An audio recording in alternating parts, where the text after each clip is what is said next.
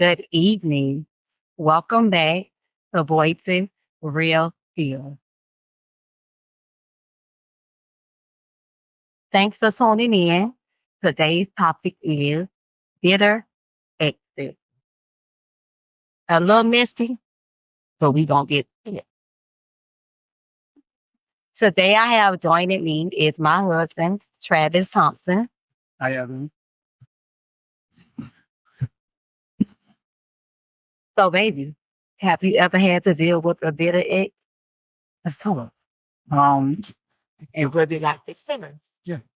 Well, my situation is they send calls, text messages, typically usually get from the ex. But I would say that during those situations, it doesn't even have to be there. Because what that does is it's going to hurt the relationship after, the relationship y'all could possibly have afterwards.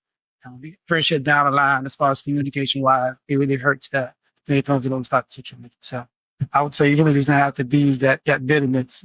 It's even hurts me. So you can say you did something to provoke that to be where there was bitterness, or you could have handled that situation better to like ease up the bitterness. I mean, it was nothing more so on my part because anytime I'm in a relationship, I'm not do what's necessary as far as my. So typically, once it's over, I've given all the chances I can give and said all that I can say. So 9 times out of 10, I'm gonna be undone my part. It'll be up first. Okay. So in my experience with being the bitter ex, and then I'm gonna speak on having the bitter exit. So in my speaking from my experience, it wasn't that it was so much bitter because I was no longer with this individual. It was the fact that the individual was so bitter that he hurt children. Like recall a time, it was one Christmas, we had got into it, had a bad breakup, cuss out, fall out, whatever you want to call it. And I was birthday party time. I'll never forget it. The one time he tried to get me back, we went to Walmart as a family, got the kids toys for Christmas, put them on their way, all happy and dandy. Before the store was ran down, I'll never forget this Christmas. And we ended up getting into it, had a fight, put domestic dispute. The next day, when I tell you the next day, the person that I was working with, she told me, she said, given the things you went through with this guy, I bet when you go get these kids Christmas toys, we gonna bet not $50 for that. So she was like, I'm gonna loan you the money because I didn't get paid till like that Friday. So this was like a Tuesday. She said, you could leave early. I want to make sure you have those baby toys. I ran to Walmart, get in the line, stand in this long line, long line, that the forth everybody in the store at the same time. This person, because I'm not gonna get too randy tonight, had taken all the kid things, canceled the entire layaway, all because I was talking to somebody else. He was talking to somebody else too. You like that? So after I got myself together, like this lady cannot be telling me what she's telling me. But the older lady that I was working with, she already knew, she could see it because he was just that devious. So needless to say, it's 3 days before Christmas. The stores are ramstacked, toy out empty, all the rest of me ain't gone. My baby gonna be disappointed. So she loaned me the money. I had to scrape up whatever little toys I thought that my boys would like and get them. So I can understand the part of being a bitter baby mama because of the hurt, not because that the relationship is over. So I'm gonna fast forward it back to you. Um, Given that you had this situation, what do you feel like in the future that it can be a little better without the nasty? Well, that person just first off, the person just has to accept the fact that what's done is done. It's nothing we can't do. Once that person comes to that realization, I think that's when it would be a lot better than what it is.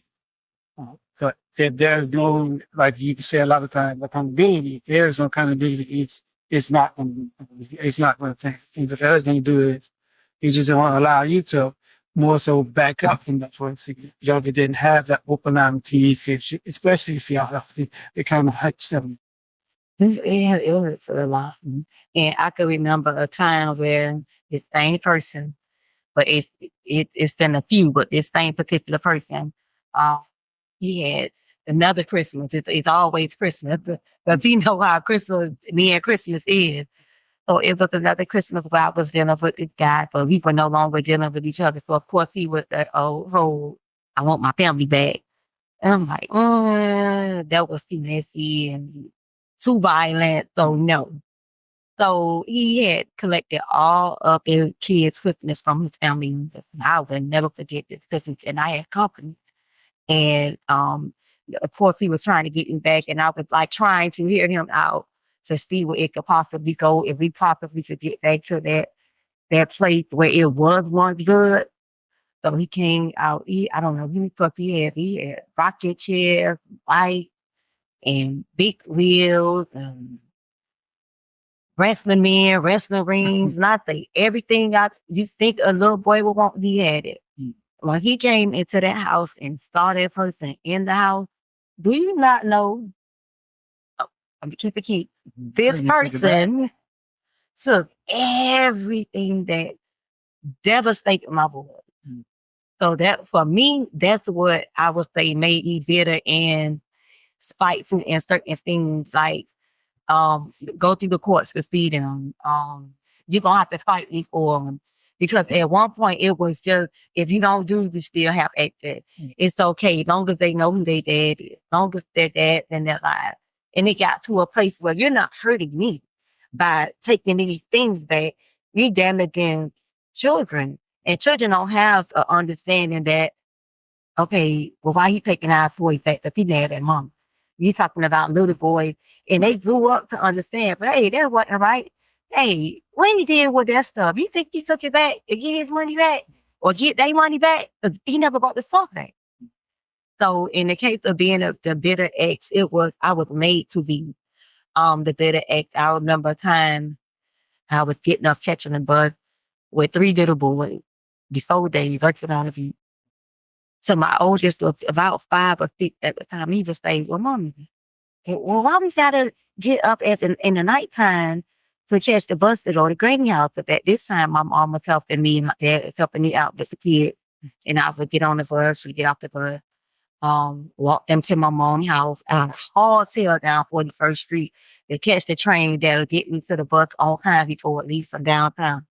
This man had a full car and no job.